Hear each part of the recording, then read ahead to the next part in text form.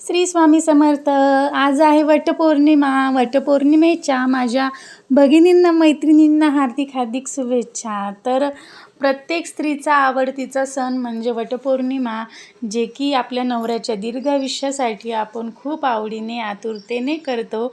तर मी आली आहे पहाटे 7 वाजताच माझ्या माहेरावरतून भावाच्या एंगेजमेंटला गेलेली होती। मग घरी आल्या आल्या मला वटपौर्णिमेच्या पूजेची तयारी करायची होती।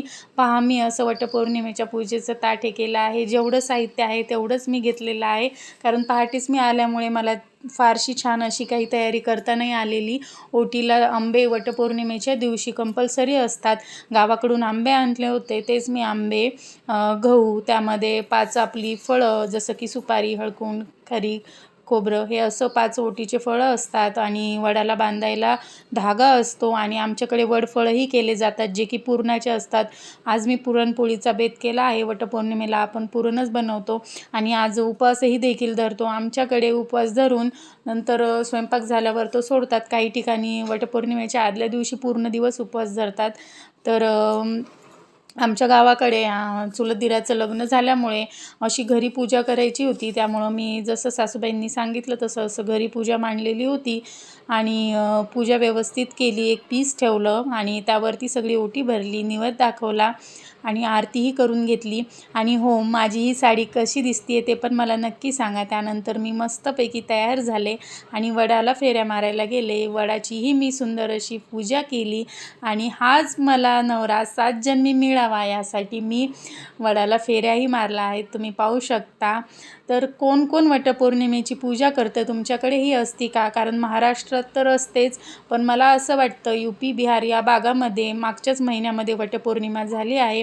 प्रत्येक समाजामध्ये, धर्मामध्ये नवऱ्यासाठी ही पूजा केलीच जाते।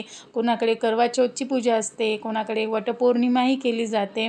तर फक्त नावं वेगळी असतात, पण पूजा आणि त्यामागचा उद्देश एकच असतो की हा नवरा मला 7 जन्म असाच भेटावा।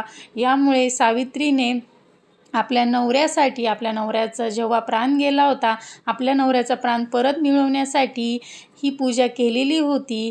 त्यामुळे म्हणतात वटपौर्णिमेला आपल्या नवऱ्याचे प्राण तिने परत आणले होते आणि प्रत्येक आपल्या महाराष्ट्रातली प्रत्येक ठिकाणातली स्त्री असो, ती आपल्या नवऱ्यासाठी यमाच्या दारातून आपल्या नवऱ्याला परत आणण्याचं हिंमत ही ठेवतच असते।